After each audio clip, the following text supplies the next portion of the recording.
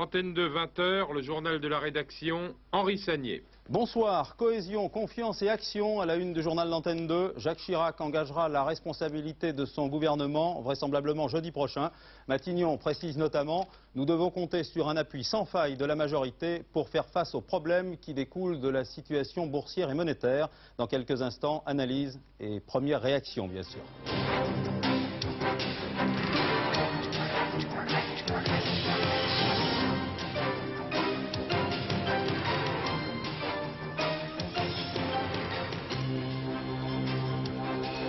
Vive critique de la presse britannique sur les conditions de la libération des otages français. Madame Thatcher rappelle son refus de tout marchandage avec les ravisseurs. Réclusion à perpétuité requise à Pau contre 2 tueurs du Gard accusés du meurtre de 4 réfugiés basques espagnols. Leur commanditaire pourrait être un policier de Bilbao. Les autorités polonaises prennent acte de l'échec du référendum sur les réformes. Lech Walesa propose l'ouverture de négociations avec le gouvernement. 28 heures de Téléthon sur Antenne 2 pour vaincre la myopathie. D'importants progrès ont déjà été faits, mais il faut encore aider la recherche. Une journée supplémentaire de détention pour Marcel Fontaine, Jean-Paul Kaufmann, Marcel Carton. Les otages français au Liban n'ont toujours pas été libérés. L'image d'une mobilisation exceptionnelle à la une du journal. Antenne 2 a décidé de participer à la lutte contre la myopathie. Bilan, vous le savez, 28 heures d'émission vendredi et samedi prochain. Téléthon, c'est le nom de notre marathon de la télévision, a pour but de combattre une maladie redoutable dont les causes sont encore malheureusement inconnues.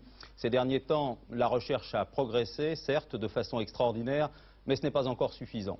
Alors vendredi et samedi prochain, vous pourrez aider les chercheurs à franchir un pas décisif. La myopathie touche 30 000 personnes en France, dont 150 000 enfants. Jean-Daniel Flézaquier. Jean-Loïc a 5 ans. Si sa démarche est hésitante, c'est parce qu'une maladie ronge insidieusement ses muscles. Une maladie qui s'appelle la myopathie de Duchenne et dont la progression est lente et irréversible. Pour Jean-Loïc, pour Cédric ou pour Michael, il faudra, comme pour tous les enfants myopathes, se résoudre un jour à s'asseoir sur un fauteuil roulant et ne plus le quitter.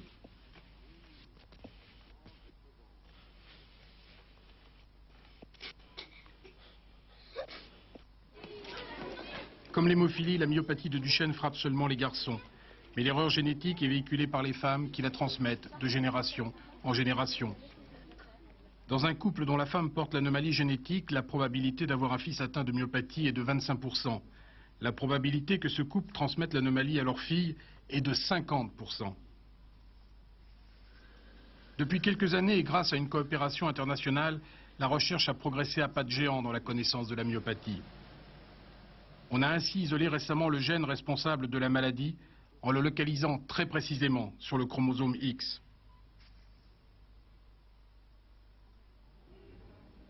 La première retombée de cette découverte sera la mise au point d'un test destiné au diagnostic prénatal. Chez une femme enceinte, dont on sait qu'elle porte l'anomalie, on pourra savoir si le garçon qu'elle attend est malade ou non et laisser se poursuivre la grossesse ou bien choisir de l'interrompre. Mais il est évident qu'à moyen terme, la recherche va se concentrer sur la meilleure compréhension des mécanismes intimes de la myopathie pour que Michael, Cédric, Jean-Loïc et les autres puissent continuer de sourire à la vie. Voilà, nous comptons sur vous, bien sûr, nombreux, vendredi à partir de 20h, et ce jusqu'à samedi soir. Jacques Chirac va donc engager la responsabilité de son gouvernement. Concrètement, le Premier ministre devrait prononcer une déclaration de politique générale jeudi prochain au Palais Bourbon. Mais avant cela, dès demain, en Conseil des ministres, il en formulera la demande officiellement au Président de la République et au gouvernement, conformément à l'article 49.1 de la Constitution. François Mitterrand a d'ores et déjà répondu oui, je viens de l'apprendre par une dépêche de l'AFP. Apparemment, ce sont les problèmes qui découlent directement de la crise monétaire qui ont poussé le Premier ministre dans cette voie. Dans le communiqué publié cet après-midi, Matignon parle de redressement économique, de solidarité européenne et de tâches d'intérêt national. Bref, l'économie est de plus en plus le bras séculier de la politique. Dernier exemple en date, tout à l'heure, au ministère des Finances, Véronique Auger. Monsieur Balladur est un homme heureux. Il vient de convoquer ou débotter l'ensemble des décideurs économiques français dans son bureau. Tous lui ont paru contents de sa politique économique. En cette fin d'année, la situation économique française est bonne, elle est en voie de redressement et qu'il est très important, fondamental, que toutes les mesures qui ont occasionné ce redressement se poursuivent. Le ministre d'État a, semble-t-il, reçu le même appui des principaux responsables de la place financière. Un appui qui tombe bien pour le gouvernement au moment où la majorité se divise sur la politique économique à suivre après la crise boursière. Toujours optimiste sur les répercussions de cette tempête sur la France, Édouard Balladur a annoncé qu'il ne modifierait pas sa trajectoire. J'ai en tout cas, pour ce qui me concernait, confirmé à mes interlocuteurs que notre volonté, tout d'abord, était de maintenir le système monétaire européen dans ses parités actuelles qui sont bonnes et qui donnent un bon reflet de la situation respective des économies européennes. J'ai confirmé aussi à mes interlocuteurs que le cap de notre politique économique serait maintenu. Elle est bien adaptée à la conjoncture et nous ne pratiquerons ni relance ni austérité. Et puis le ministre a annoncé 2 mesures en faveur des exportateurs et de l'investissement. Seul bémol à l'euphorie générale cet après-midi, René Bernasconi, le patron des PME, se demande si plus que les autres, le gouvernement distingue vraiment ce qui va se passer après la crise. La décision de Jacques Chirac sur fond de problèmes économiques suscite, vous vous en doutez, un certain nombre de réactions. À gauche, Pierre Joxe suppose que les divisions de la majorité imposent au gouvernement cette procédure de crise. Du côté de la majorité, les baristes affirment qu'ils ne se sentent pas visés. Le RPR parle d'une excellente initiative pour la France. Olivier Lerner était à l'Assemblée cet après-midi. Il a rencontré 2 ténors de la majorité, Philippe Mestre et Pierre Messmer. Il est tout à fait naturel que le Premier ministre, à certains moments, et maintenant en particulier, ait la volonté de se ressourcer, de se faire confirmer par sa majorité à l'Assemblée nationale, qui est sa seule légitimité, la confiance dont il a besoin. C'est aussi simple que ça. Mais je ne crois pas que l'initiative du Premier ministre puisse étonner un homme comme M. Raymond Barre, qui est tellement soucieux du bon fonctionnement de la Constitution. Est-ce que vous vous sentez visé? Ah non, pas du tout. Pourquoi nous senterions-nous visés? Pourquoi me sentirais-je visé? Notre vote n'a jamais manqué au gouvernement et notre vote ne manquera jamais au gouvernement. Par conséquent, je crois qu'il faut chercher ailleurs le motif de cette demande d'engagement de responsabilité. Vous voterez donc les yeux fermés? Je voterai la confiance tranquille avec la conscience tranquille. Et Paul Amar, bonsoir. Il est permis de s'interroger quand même. Hein. Vous avez étudié, je suppose, attentivement le communiqué de l'hôtel Matignon. C'est une affaire politique ou une affaire économique? Peut-être les deux d'ailleurs. Politique, forcément. Ouais. Que dit Matignon? Pour l'accomplissement de ses tâches d'intérêt national, le gouvernement, sans se laisser distraire par l'échéance de l'élection présidentielle, doit continuer à bénéficier de l'appui sans faille de la majorité, sans se laisser distraire par l'échéance de l'élection présidentielle. La phrase est savoureuse. C'est exactement le contraire qu'il faut comprendre. C'est précisément à cause de l'élection présidentielle que Jacques Chirac prend une telle initiative. Il constate en effet que Raymond Barre, mine de rien, est en train de marquer des points jour après jour, semaine après semaine. L'ancien Premier ministre feint de se promener à travers la France, seul et tranquille comme Baptiste, mais en fait il tisse sa toile et forme ce qu'il appelle lui-même sa grande équipe de France. Raymond Barre feint également de ménager Jacques Chirac, mais il lance de temps en temps un mot, une phrase, une idée, pour dire qu'il aurait agi lui autrement, pour cultiver en quelque sorte sa différence et apparaître ainsi à l'heure H, c'est-à-dire le 24 avril 88, comme le recours au sein de la majorité. C'est cette tactique efficace, les sondages le montrent, que Jacques Chirac veut enrayer. En demandant à nouveau aux baristes de voter la confiance, il compte bien les prendre à leur H, à son tour, en flagrant délit de contradiction. Comment pouvez-vous, dira-t-il, critiquer en 88 un gouvernement que vous avez soutenu en 86 et 87? Vous auriez dû prendre vos distances dès le 16 mars 86. Les baristes affûtent déjà leur réponse, mais n'anticipons pas, il est encore trop tôt. Ce sont les acteurs eux-mêmes qui écriront l'histoire et qui nous offriront le prochain épisode. Ainsi va la deuxième cohabitation entre le RPR et l'UDF. Elle est moins spectaculaire que la première cohabitation entre François Mitterrand et Jacques Chirac, mais l'enjeu est paradoxalement plus important pour la majorité. Les deux protagonistes, Jacques Chirac et Raymond Barre, se disputent tout simplement le titre de champion de la droite face au candidat de la gauche. Il faut savoir lire entre les lignes hein, quand on est spécialiste politique, Paul. Merci. L'économie, décidément au cœur de toutes les préoccupations. Bonn annonce un programme de soutien à l'économie allemande. Les mesures affichées aujourd'hui représentent une enveloppe de 15 milliards de Deutschmark. But de l'opération, activer, semble-t-il, l'économie sans relancer, bien sûr, l'inflation. À part cela, c'est toujours l'incertitude sur les marchés financiers. Aujourd'hui, Wall Street a ouvert à la hausse et Paris s'est légèrement repris pour finalement clôturer à la baisse, moins 0,58%.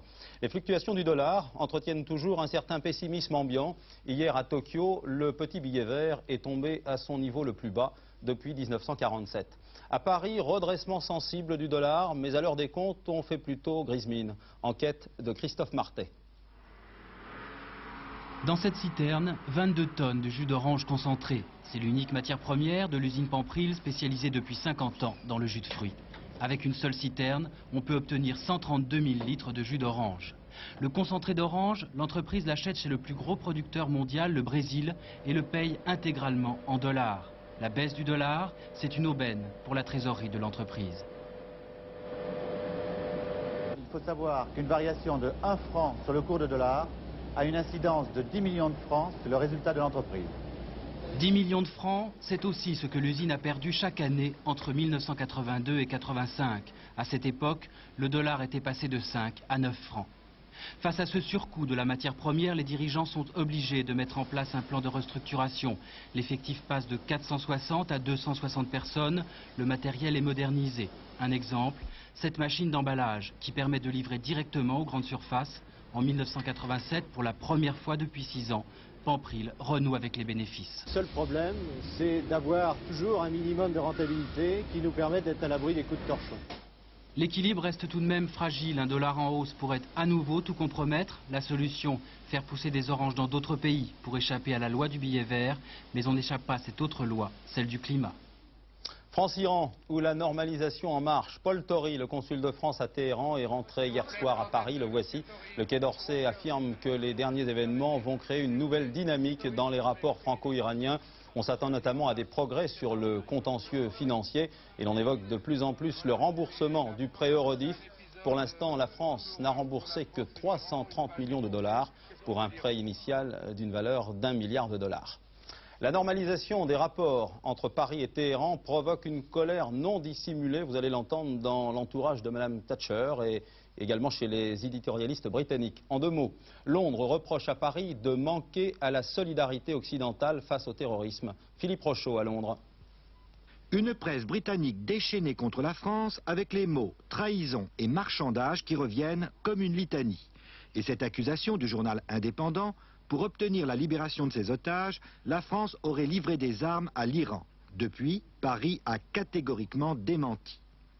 À Londres, officiellement, on ne dit rien, mais on fait savoir que Mme Thatcher est en colère et qu'elle demandera des explications à Jacques Chirac ce week-end à Copenhague. La Grande-Bretagne reproche à la France de ne pas avoir joué le jeu décidé en commun par les Occidentaux, ne pas négocier avec les terroristes ou ceux qui les soutiennent. Reproche qui vise aussi les États-Unis et l'Allemagne, mais qui est particulièrement virulent contre la France. La Grande-Bretagne, qui répète qu'elle ne marchandera jamais, estime que désormais, la libération de ses propres otages, Terry Waite, le médiateur de l'église anglicane, et le journaliste John McCarthy, sera rendue plus difficile. La fiancée de John McCarthy a rompu le concert des critiques en disant que quand même, la France avait obtenu la libération de 2 otages et que ce n'était pas à négliger. Merci Philippe Arroir et non Philippe Rochaud. Philippe Rochaud est en Allemagne. En Pologne, après la surprise générale, c'est l'heure des analyses et des commentaires. Premier point, le général Jaruzelski a perdu, mais officiellement, on fait remarquer que le numéro 1 polonais ne réclamait pas la confiance. Deuxième point, dans un autre pays que le sien, le général Jaruzelski serait sorti vainqueur haut la main de son référendum, puisque 64% des votants ont répondu oui. Dans ces conditions, il est permis de s'interroger sur la suite des événements, d'autant que Lech Walesa tend la main au gouvernement. Reportage Jacques Merlino et Bernard Puissesseau. Les urnes ont parlé et c'est en effet une énorme surprise. Le général Jaruzelski n'a pas obtenu le soutien de la majorité de la population polonaise.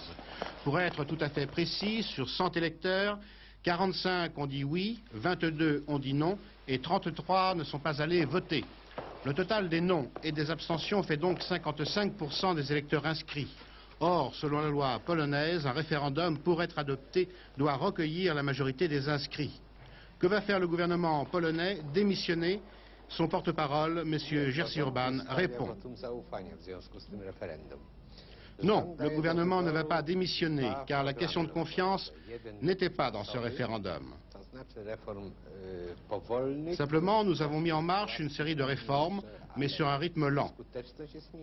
Avec le référendum, nous demandons aux Polonais s'ils sont d'accord pour aller plus vite. Si la société n'est pas d'accord, alors nous en resterons au rythme actuel.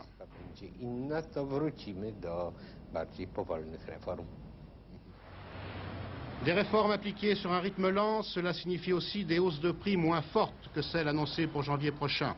Et c'est bien sur ce point que repose la plus grande erreur du général Jaruzelski. Il avait dit « Je vous propose d'accélérer le rythme des réformes, mais il faudra passer par 2 ou 3 années de vaches maigres. » Et cela, les Polonais n'en ont pas voulu. Ils connaissent déjà des conditions de vie si difficiles qu'il eût été pour eux quasiment suicidaire de voter pour un programme qui prévoyait des hausses allant jusqu'à 110% pour les produits alimentaires. C'est pour cela qu'ils ont pris le risque de s'abstenir en si grand nombre, tout en sachant que cela pouvait, sur un plan individuel, leur créer beaucoup d'ennuis. Cet homme, rencontré la nuit, en témoigne. Fiché comme militant, il montre ici le nombre de contrôles auxquels il est soumis et nous dit que par un jeu de bureaucratie, il n'a plus même le droit d'avoir un logement.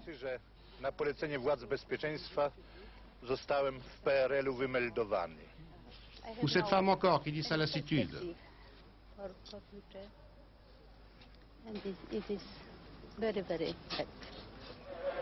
Il est vrai qu'ici la milice est rapide à disperser toute manifestation. Dimanche soir à Varsovie, cela se fit sans trop de violence. Mais que se passera-t-il demain? Jaruzelski sera sans doute contraint de négocier avec l'opposition. Lech Walesa est prêt à le rencontrer. Il vient de nous le confirmer par téléphone. A jeśli chodzi o wyniki, są takie jakie są i mówią same za siebie. Jest to prysznic zimnej wody, który powinien zreflektować władzę i powiedzieć, że społeczeństwo jest pluralistyczne, bo ono jest, społeczeństwo jest gotowe do reform, a władza powinna wreszcie być gotowa. Ale wierzy pan w dialog nadal? Nie mamy wyboru. Nawet po najstraszniejszych bijatykach zawsze jest dialog. Musi on być. I ja nie wierzę w to. Jednocześnie po tej prysznicy zimnej nie ma chyba odważnego, który by zaryzykował prysznic gorącą. A druga będzie prysznic gorąca, bardzo niebezpieczna. Przed nią przestrzegam. Les télégrammes de l'étranger avec Isabelle Stess. Ensuite, nous regarderons la télé américaine où Mikhail Gorbatchev a fait un tabac hier soir. La catastrophe du Boeing sud-coréen peut être un attentat. Alors que les recherches se poursuivent en Thaïlande pour retrouver l'épave, les autorités sud-coréennes soupçonnent 2 passagers japonais d'avoir posé une bombe. Ils avaient quitté l'avion lors d'une escale. Interrogé par la police, l'un d'eux s'est suicidé ce matin en avalant du poison. La vie reprend lentement à Port-au-Prince. Alors que les États-Unis ont suspendu toute aide non humanitaire, l'armée aurait procédé aux premières arrestations. Le général Namfi au pouvoir condamne tout acte d'intimidation. L'opposition soupçonne les militaires d'avoir participé aux violences de ce week-end. Ventre-corps chez Christie's pour un Degas. Les Blanchisseuses, œuvre majeure du peintre français, ont été enlevées hier pour 75 millions de francs. L'heureux bénéficiaire est un collectionneur anonyme. Le tableau quittera sans doute la France. À 8 jours du sommet Reagan-Gorbatchev, le numéro 1 soviétique avait la vedette hier soir sur les petits écrans américains. Grâce à nos confrères de NBC, Mikhail Gorbatchev a fait une nouvelle fois assaut de charme, de persuasion auprès des téléspectateurs. Parmi eux, bien sûr, Jacques Abouchard, notre envoyé spécial à Washington. Mikhail Gorbatchev a été gâté hier soir. La NBC, l'un des 3 grands réseaux des États-Unis, avait déroulé le tapis rouge. 1 heure d'interview sans la moindre coupure publicitaire. Gros succès public, les Américains étaient curieux d'en savoir plus sur l'inventeur du glasnost. En matière de transparence, ils n'ont pourtant rien découvert de bouleversant.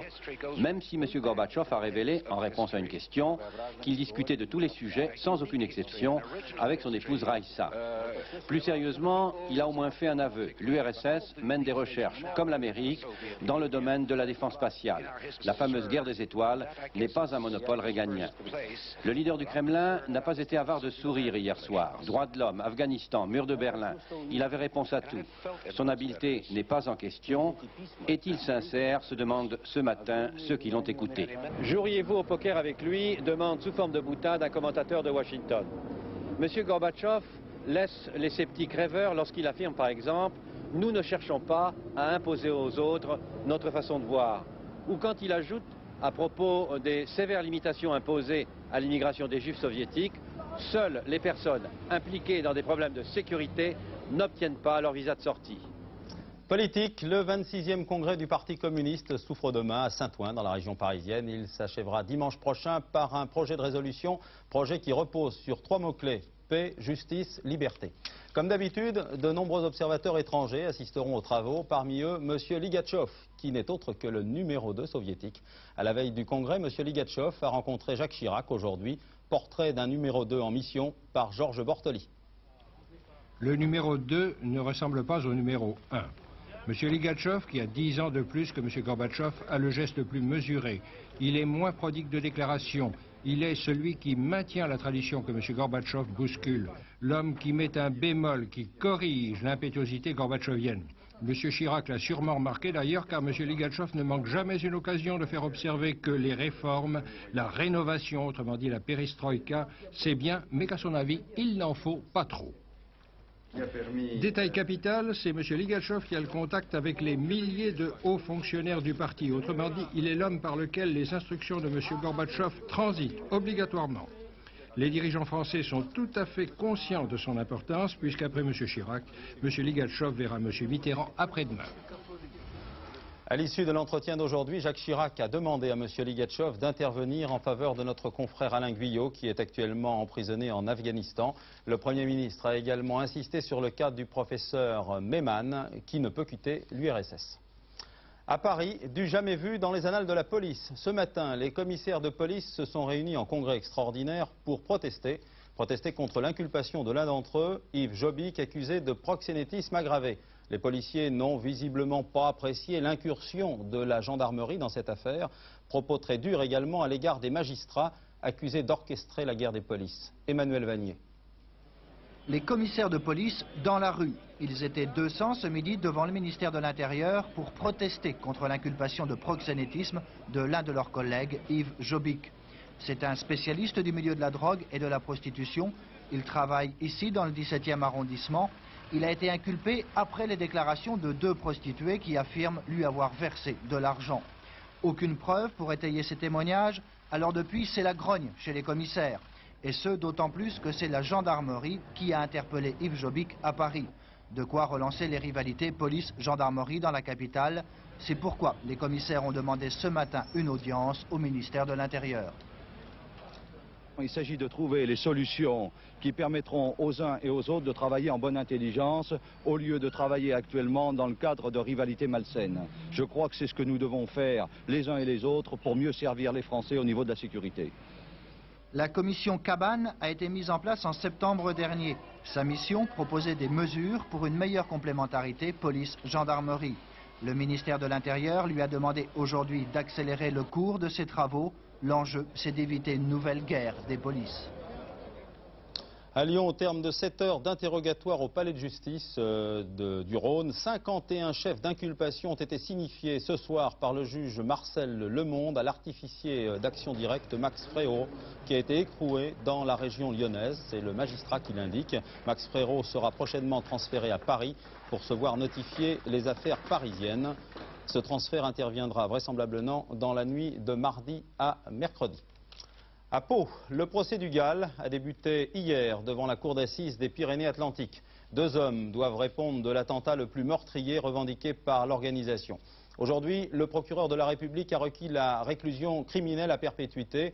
Paradoxalement, ce ne sont pas les 2 hommes qui sont dans le box qui focalisent l'attention. La vedette est un policier espagnol qui est mis en cause par la justice française. Jérôme Camilly. Depuis ce matin, le procès de Mattei et Frégoli les deux voyous marseillais La Traîne, qui le 25 septembre 1985 avaient abattu à Bayonne 4 réfugiés basques espagnols, depuis ce matin, le procès d'assises a changé de dimension. Mattei et Frugoli couvrent le parrain du GAL, les groupes antiterroristes de libération. Ils ne diront pas le nom de celui qui les a recrutés. Ils respectent la loi du silence.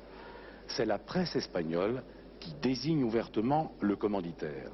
Et le commanditaire est un commissaire de police de Bilbao, José Amedo Fusse, dont le nom était connu depuis avril dernier. Fusse est un policier appartenant au service recherche espagnol, l'équivalent des renseignements généraux français. Comme par hasard, on suit à la trace le commissaire Fusse, au Portugal, à Irún ou à San Sebastián. San Sebastián, la ville où Mattei et Frugoli avaient rendez-vous avec un personnage important du GAL. Fusse sera sans doute entendu un jour, mais quand? Ce soir, tout accable Mattei et Frugoli. Voilà, merci Jérôme. Je viens de l'apprendre. La Cour d'assises spéciale des Pyrénées-Atlantiques a condamné ce soir à la réclusion à perpétuité Lucien Mattei, 43 ans, et Pierre Frugoli, 24 ans, les hommes de main du GAL, dont parlait Jérôme à l'instant, considérés comme les meurtriers de 4 réfugiés basques espagnols assassinés le 25 septembre 85 à Bayonne. Suite des infos, avec quelques chiffres, Pascal Vanier. À Douai, fin de l'occupation du siège des Houillères du Nord-Pas-de-Calais. 300 mineurs marocains l'avaient investi hier, sans doute aussi la fin d'un conflit de 10 semaines. Un protocole d'accord a été signé. Les grévistes doivent notamment recevoir une avance sur salaire. Les mineurs marocains se prononcent demain sur la reprise du travail. Gare du Nord, les tableaux d'avancement bloquent les trains, une rame sur 2 vers la banlieue. Trafic normal sur les grandes lignes. La grève lancée par la CGT, la CFDT et les autonomes concerne les agents de conduite. 2 revendications, les effectifs et le déroulement de carrière. Le mot d'ordre court jusqu'à jeudi 0h. Encore quelques heures pour la vignette auto jusqu'à ce soir minuit chez les buralistes noctambules. En cas d'oubli, vous la retirerez obligatoirement à la recette des impôts avec 5% de majoration. Un bémol sur la TVA, les disques sont moins chers de 11% à compter d'aujourd'hui. Jacques Chirac avait annoncé la mesure en novembre. Il s'agit de relancer une industrie en crise. Les disquaires préparent un fonds de soutien à la profession et ils parient sur une campagne de pub. La musique n'est plus un luxe. Au secours, mes parents vont en acheter. La littérature en deuil. L'écrivain noir américain James Baldwin est mort la nuit dernière à Saint-Paul-de-Vence. Baldwin est un symbole, celui de l'Amérique des années 60. Né à Harlem en 1924, ce fils de pasteur protestant était avant tout un apôtre de la non-violence. Sylvie Marion.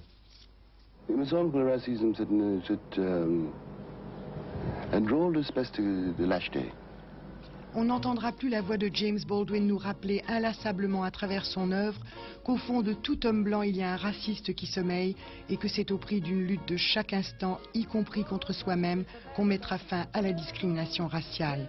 Son arme à lui était la machine à écrire. Une douzaine de romans, essais, pièces de théâtre, violents, lyriques, sensuels, et toujours le même thème, au-delà de la lutte contre la ségrégation raciale, la défense de toutes les minorités. James Baldwin, porte-parole des masses noires américaines dans les années 60, avait ensuite fui les États-Unis, devenus, disait-il, irrespirables. Il s'était réfugié en France et en avait fait sa terre d'asile définitive. Mais il quittait souvent son village d'adoption Saint-Paul-de-Vence pour ne pas perdre contact avec ses frères noirs et écrire inlassablement la chronique de la honte d'Atlanta à Pretoria. C'est une chose de savoir qu'on va mourir, c'en est une autre de savoir qu'on peut être assassiné, disait James Baldwin le lendemain de la mort de Martin Luther King. Il a eu cette chance de mourir chez lui, entouré de l'affection des siens, en exil cependant. À Paris, 2 prix littéraires ont été attribués aujourd'hui. Les voici. Le prix interallié à Raoul Mille pour Les Amants du Paradis, publié chez Grasset, et le prix Chateaubriand à Alain Bosquet pour l'ensemble de son œuvre, à l'occasion de la publication de Lettres à mon père, qui aurait eu 100 ans, chez Gallimard. Le clin d'œil météo, comme tous les jours, ce soir, c'est le cinéma qui vous transcende, Sophie? Bien oui, oui, un petit clin d'œil à Michel Morgan, qu'on retrouvera tout à l'heure sur Antenne 2. Alors demain matin, des températures très fraîches, -2 à Reims, à Nancy et à Dijon, et puis des brumes et des brouillards un petit peu partout, qui seront tenaces sur le sud-ouest et qui se dissiperont plus rapidement sur le nord, chassés par des vents de nord-est qui souffleront fort et qui dégageront le ciel de la Bretagne et des côtes de la Manche. Là, on verra de belles éclaircies. Les nuages seront plus abondants sur le nord-est, sur le Jura, sur la Franche-Comté, sur l'Auvergne et sur la région Rhône-Alpes. Auvergne-Rhône-Alpes. Ils donneront ça et là quelques flocons de neige, des éclaircies sur le Limousin et les Charentes, sur le pourtour méditerranéen et puis encore quelques averses sur la Corse. Côté température, c'est toujours très frais. Demain, 3 degrés seulement dans le nord-est, jusqu'à 8 à Brest pour la moitié nord. Quant au sud, nous irons de 4 degrés à Clermont-Ferrand jusqu'à 13 en Corse. Voilà, demain nous serons le mercredi 2 décembre, nous fêterons les Vivianes.